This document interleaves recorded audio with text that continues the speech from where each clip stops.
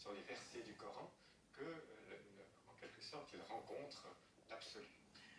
Il faut rappeler, juste pour la petite histoire, la grande histoire, qu'il était le contemporain d'Averroès. Et il semblerait même qu'il l'a rencontré. Effectivement, il était tout jeune, un adolescent, oui, lorsqu'il a rencontré le grand Averroès. Et c'est une rencontre extraordinaire qui était basée sur oui, non. c'est vrai. Oui, oui. La fameuse... oui, non. Chercheuses et chercheurs de vérité, salam alaikum. Là, on est dimanche. Vous savez, il y a une émission là, de l'islam. Aujourd'hui, on parle de soufisme. Le soufisme. Depuis tout à l'heure, j'essaie d'écouter. En fait, ils disent que le soufisme, c'est basé sur l'amour absolu sur Dieu. C'est-à-dire être en perpétuelle connexion avec Dieu et un amour démesuré. Ils ont donné l'exemple de Rabi al-Adawiya. Rabi al-Adawiya qui a vécu à une période et qui avait un amour fou de Dieu. Et c'est un exemple du soufisme.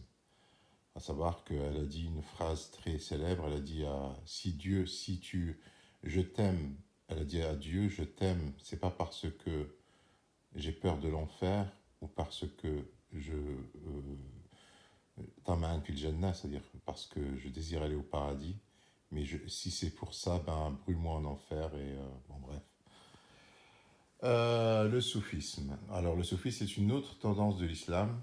Dans l'islam il y a beaucoup de mouvances, c'est pour ça qu'il faut rester connecté avec le Coran parce que le Coran est le seul lien que tu as avec Dieu.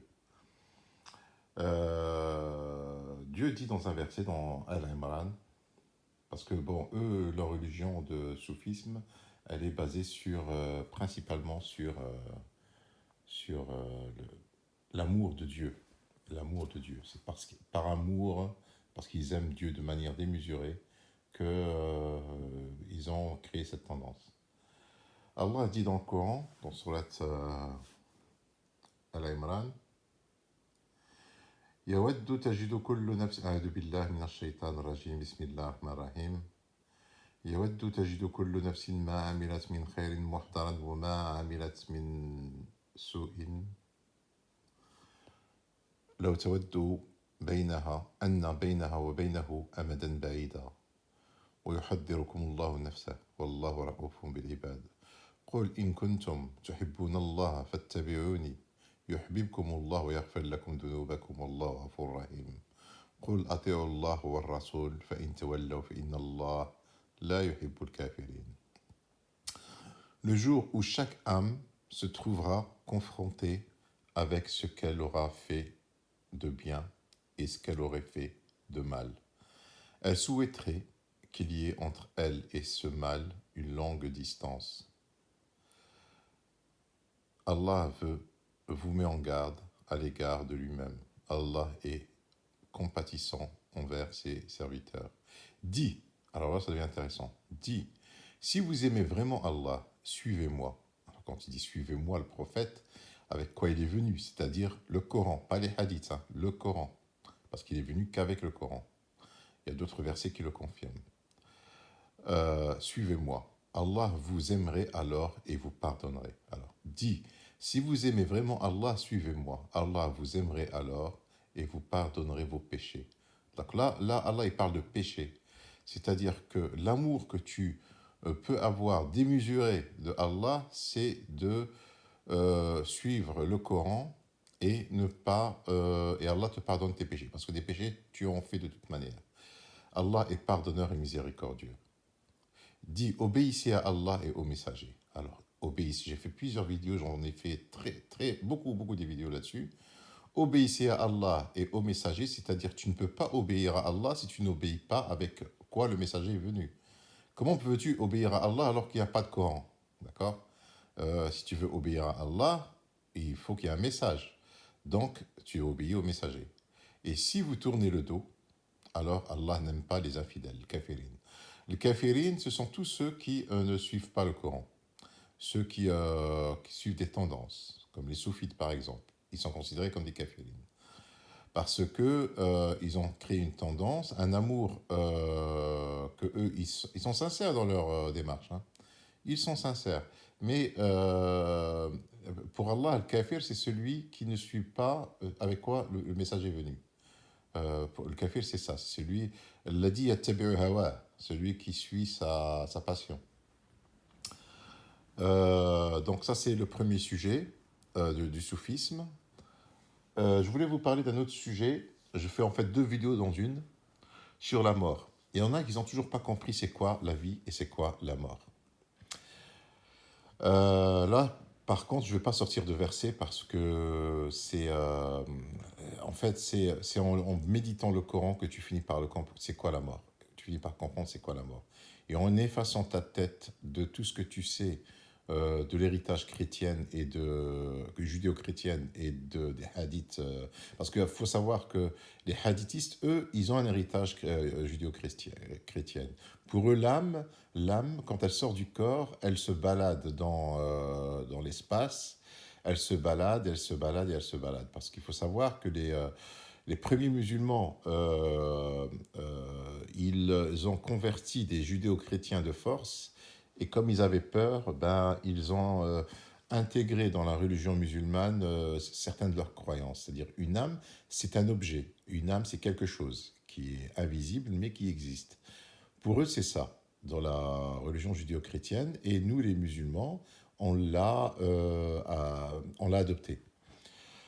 Alors, ce n'est pas ça. L'âme n'existe pas. L'âme, c'est quelque chose qui n'existe pas. Elle n'existe que par la présence du corps. Je vais vous donner un exemple. Prenons l'exemple d'une flamme, une flamme de feu. La flamme de feu, pour qu'elle existe, il faut le combustible, il faut l'étincelle, il faut de l'oxygène, il faut un corps. Il faut un corps, une bougie. Donc, il faut tout cet ensemble d'éléments pour que la flamme existe. Si tu mets maintenant une bouteille, tu mets sous vide, c'est-à-dire il n'y a ni oxygène, ni élément combustible, ni rien, il n'y a rien dans cette bouteille, il n'y a même pas d'oxygène. Tu mets une flamme, cette flamme n'existera pas. Elle ne peut pas être une flamme. L'âme, alors il y en a qui confondent entre roh ou nafs. Roh, ce n'est pas nafs. Nafs, ça veut dire âme. Roh, ça veut dire esprit. Esprit, c'est quoi? C'est nous, les êtres humains, nous avons l'esprit et nous avons une âme. Les animaux, ils n'ont qu'une âme. Ils n'ont pas d'esprit. Nous, on a l'esprit plus l'âme. L'esprit, c'est depuis Adam. Parce qu'avant Adam, il y a eu des êtres humains qui existaient, mais ils n'avaient pas d'esprit. Et l'esprit était apparu à l'époque de... le premier qui a eu l'esprit, c'était Adam. L'esprit, c'est le savoir de Dieu. Ar-Ruh, min indi rabbik. Tanazzalu ar-Ruh al-Malaika, ar-Ruh. C'est l'esprit de Dieu, ce n'est pas l'âme. L'âme, c'est, on va dire, c'est comme un virus contagieux. C'est-à-dire que وَخَلَقَكُم مِّن نَفْسٍ وَاحِدَةٍ مِّن نَفْسٍ وَاحِدَةٍ. C'est-à-dire que d'une seule âme, il y a eu plusieurs âmes, mais il a fallu avoir plusieurs corps. Bon, je ne vais pas trop vous embrouiller là-dessus. C'est-à-dire que ton corps à toi, imaginons, là c'est les juifs maintenant, ils vont parler sur les juifs. Bon, maintenant imaginons, écoutez bien, c'est ce que je vais dire, c'est très important. Imaginons toi maintenant, on prend ton âme, ce que toi tu crois que ton âme existe. On prend ton âme et on la met dans une mouche morte. La mouche, elle est morte, d'accord? Et on met ton âme dans une mouche morte. La mouche, elle devient vivante. Imaginons, on fait vraiment de la science-fiction. Imaginons, et cette mouche, elle devient vivante. Et ton âme, elle est dans la mouche. Eh bien, tu penseras mouche, tu vivras mouche, tu mourras mouche. Parce que ton âme qui a été transférée à cette mouche, le corps de la mouche, c'est elle qui prend la commande. Le corps de la mouche qui a ses neurones à elle, qui a son fonctionnement à elle, qui a son évolution à elle, c'est la mouche qui prend la commande. Et donc, tu penseras mouche, tu mourras mouche et tu vivras mouche. Prenons l'exemple, tu prends par exemple ton âme et tu la mets dans le corps d'un chien, eh ben, tu vivras chien, tu mangeras chien, tu penseras chien et tu mourras chien.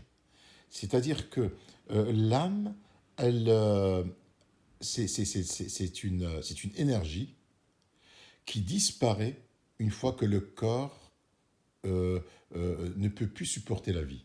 C'est-à-dire le corps, à un moment, il devient malade ou il devient vieux et il ne peut plus contenir la vie. Quand il ne peut plus contenir la vie s'éteint. C'est comme la flamme dans la bougie. Une fois que le corps, que tout l'oxygène est épuisé, que tout le combustible est épuisé, qu'il n'y a plus rien à brûler, la flamme s'éteint. Elle n'est pas devenue, cette flamme, elle n'est pas devenue autre chose. Elle a tout simplement disparu. Et je vous dis salam alaikum.